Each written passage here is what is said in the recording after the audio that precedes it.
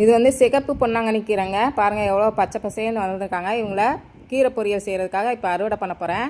அதுக்கப்புறம் பச்சை பசலை, சிகப்பு பசலை, இது எல்லாத்தையும் நான் அறுவடை பண்ண போகிறேங்க. இப்போ இன்றைக்கி வந்து கலவை கீரை பொரியல் தான் செய்ய போகிறேங்க. அதுக்கப்புறம் பார்த்திங்கன்னா எனக்கும் என் வீட்டுக்காருக்கும் சளி இருமலுங்க. அதனால் இன்றைக்கி வெத்தலையை அறுவடை பண்ணி வெத்தலை சாறு குடிக்கலான்ட்டு கொஞ்சம் வெத்தலையை அறுவடை பண்ணியாச்சு. அதுக்கப்புறம் கற்பூரவள்ளி இலை அவங்களையும் இன்றைக்கி அறுவடை பண்ணியாச்சு. அதுக்கப்புறம் பார்த்திங்கன்னா துளசியும் கொஞ்சம் அறுவடை பண்ணிக்கலாம். அதுக்கப்புறம் மின்ட்டு துளசிங்க, இது வந்து விக்ஸ் துளசின்னு சொல்லுவாங்க.